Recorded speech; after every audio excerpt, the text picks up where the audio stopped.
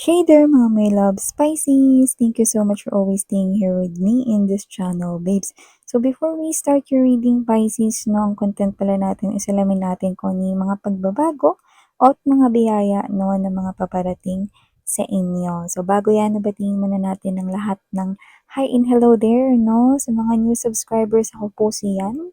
YAN, tuloy po kayo dito, no? At sana magstay din kayo, no, together with my mga pabalik-balik na viewers, thank you po dahil palagi po kayong andito. So kung hindi niyo pa po alam, meron pa po tayong isa pang channel. Ang link po is nasa ating description box. Kaya kung interesado kayo na tumambay din dyan, then welcome na welcome din po kayo doon. At sa mga nandoon na, maraming salamat po sa inyong support. Pero just take only what resonates, no? You can watch yung mga energy readings all you want. Pero syempre, no, piliin nyo lang yung mga mensahe na tingin nyo ay for you and leave the rest behind naman if hindi nag-resonate sa inyo. So yeah, nawala tayong gender dito, Pisces, so ay lalaki LGBT, lahat kayo welcome. Pwede nyo pong i-flip yung roles kung gusto ninyo since this is general reading and syempre at the end of the day, palagi kayong may free will na malaya nyong gamitin anytime, anywhere. So let's go ahead and check this, Pisces. Archangel Michael, thank you so much. Together with the angels and guides and ancestors of Pisces. Ano po itong mga pagbabago at mga biyayang paparating kay Pisces? Can you please show me? What are these changes and blessings coming towards Pisces way? Can you please show me? Changes and blessings for Pisces. This reading is intended for my Piscean people. This reading is intended for my Piscean people.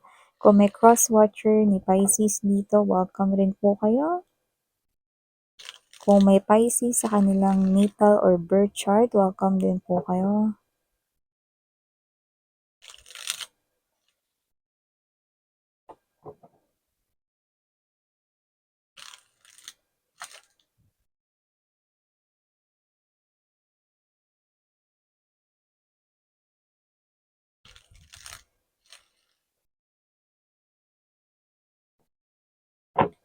Okay. Let's go ahead and see what do we have here for you, Pisces. You do have here the Three of Wands, followed by the Two of Wands. I mean the Page of Wands, pero minention ko yung Two of Wands. So I'm gonna tell you why. Seven of Wands, Lover's card energy, King of Cups, Three of Cups, bottom of the deck, Hermit energy, and the Magician.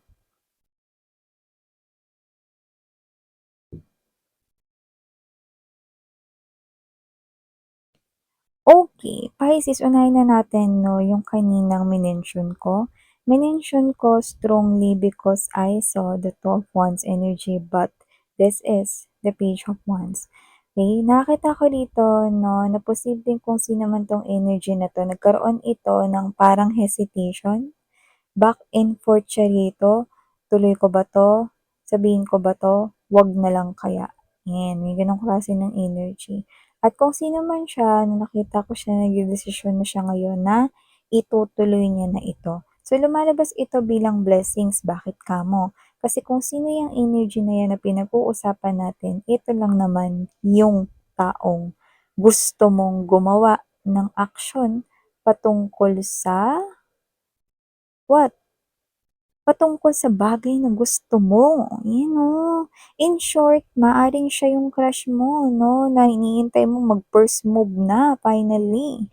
Mag-first move na rin siya rito, no? Because this is someone here who confesses his or her emotions and feelings, no? So, yung back and forth energy, wala na yon, no? Nakita ko na siya rito na pumupunta sa'yo. So, kung sino man yan, yan yung taong gusto mo, no?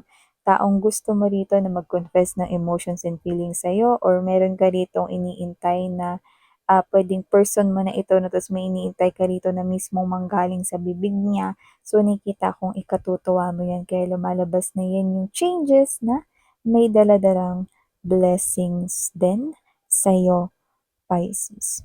Maliban diyan, nakita rin po ako dito na ng energy na kung saan possible na meron kang mina-manifest dito 'no, na abundance, prosperity, or pagbabago sa iyong kaperahan. Nakikita ko rito yung iba, pagbabago sa buhay mo, magkaiba 'yun.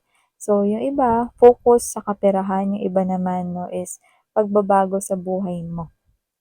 Medyo general yung dating nun kasi marami naman talaga tayong energies na na-pick up pero ikaw ito na posibleng meron ka ditong wish or goals regarding money, 'no? At posibleng nagkaroon yun ng matagal na paghihintay, 'no, na parang hindi nagkaroon ng pag-usad agad or hindi nagkaroon ng mga pagbabago base sa favor mo. Pero ngayon, nakikita ko 'no, na possible na ito ay bumilis na at kung ano man 'yan na mina-manifest mo about pera, promotion, or getting a higher salary, or magandang benefits kung naghahanap ka naman ng new job, new work 'no, or kung ikaw naman 'to na may negosyo 'no, possible na, new paandar sa negosyo 'no. So, I'm seeing na magwo-work in your favor this time na, 'yan. So, yung iba na meron ditong parang mina-manifest na magbago yung buhay nila 'no, malaki kasi yung lawak nung sinasabi 'no, na magbabago yung buhay ninyo. Iba-iba kayo, anong aspeto ba yun? Anong area ba ng life ninyo yun, 'no? Pero dun ang pinaka nakuha ko 'no, is parang gusto ninyo na maayos yung buhay ninyo, na hindi ninyo poproblemahin kung saan kayo rito maghahanap 'no, ng pera na na ipanggagastos ninyo or gagamitin ninyo 'no, yung magaan lang yung life 'no. Yung kung may mga pagsubok man darating 'no, yung makakayanan ko sana, yung mga gano'ng klase ng energy rito ninyo 'yan, eh, 'no.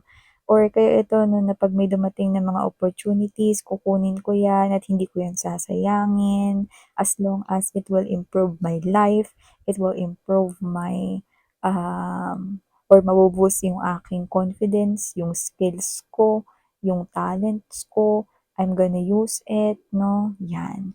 May gano'ng klase ng energy. So, nakakita tayo rito ng fast forward.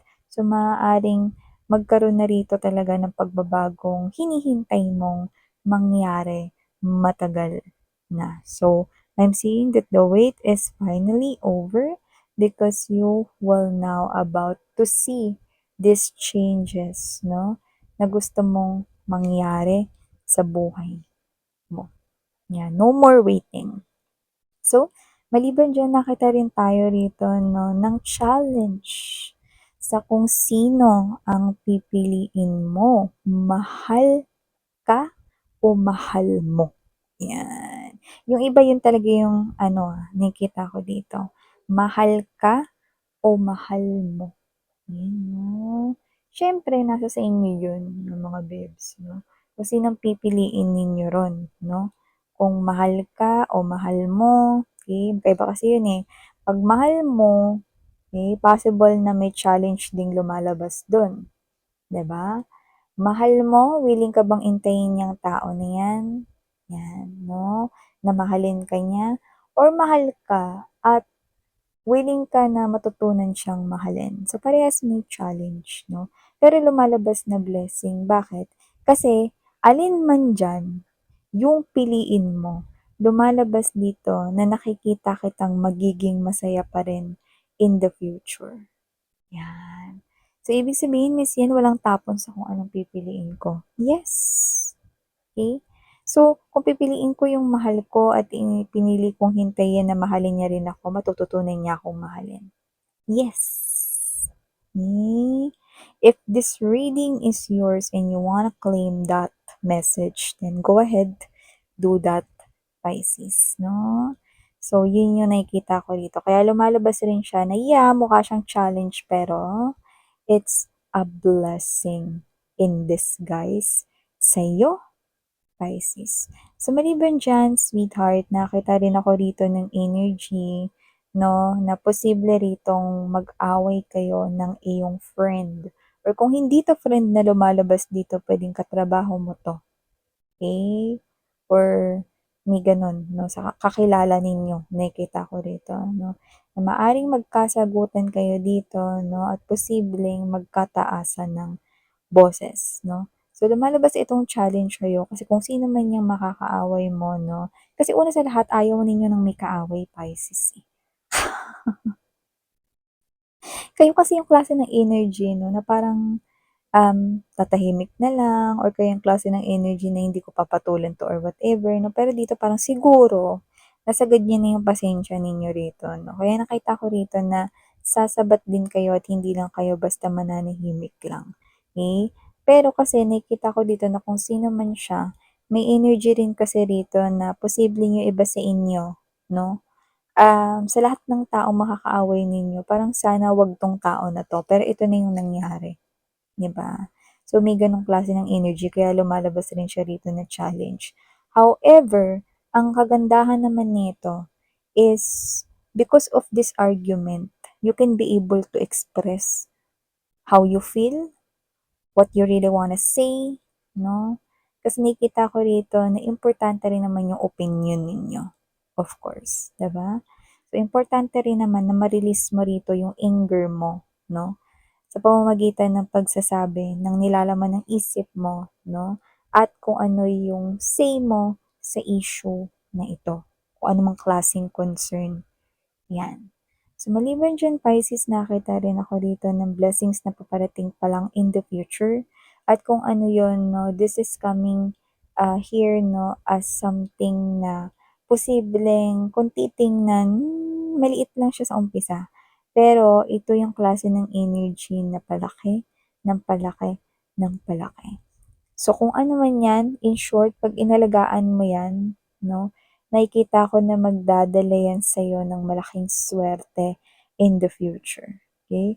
Isang balita na makakarating sa'yo 'no, maaaring sabihin 'yan sa'yo ng nakababata sa'yo o literal na baka bata yung magsabi niyan sa'yo, okey? Nakikita natin dito 'no, young energy, okey? Full of hope. Kaya nakita ko rito 'no, na wala kang dapat na itapon na anumang mga oportunidad, lalo na yung mga maliliit dahil yung mga maliliit na yan, yung magdadala ng mga malalaking tagumpay sa'yo, Pisces 'no, and that's already preparing to happen. So, be prepared. Kasi yung iba 'di ba, may mga human beings na, "Ayoko niyan kasi maliit yan, eh. Ayoko niyan kasi baka sinasayang ko lang yung oras ko diyan, dahil mangyayari diyan." 'Yan 'no, may mga gano'ng energy 'no, yung iba, okey? Pero this time, I want you to look at those small things or small opportunities, okey? Kasi sila yung nakikita ko dito na pagsisisihan mo 'pag pinalampas mo, eh. Isipin mo ang isang buto, malaki ba agad 'yan? 'Di ba hindi? Ang buto 'pag tinanim mo, 'pag inalagaan mo magigi siyang puno, 'di ba? Malaki siyang halaman, 'di ba? So, may gano'n.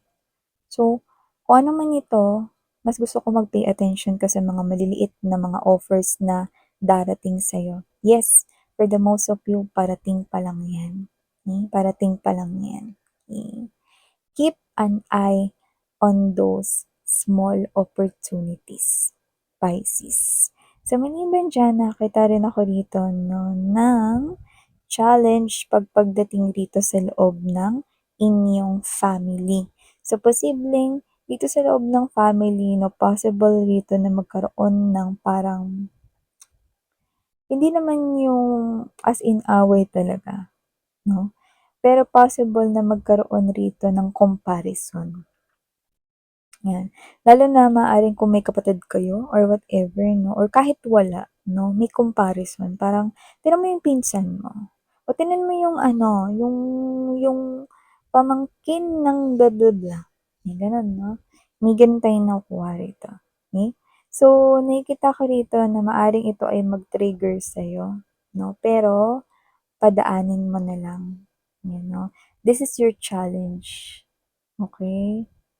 Not to say anything, but to remain silent. Eh, kasi kung kanino ka man ikukumpara or kanino ka man kinukumpara, nakikita kong malayo ang agwat ng inyong energy. Tsaka everybody ay may kanya-kanyang timeline. Yours is different and yung sa iba ay different. Mine is also different from yours, 'di ba?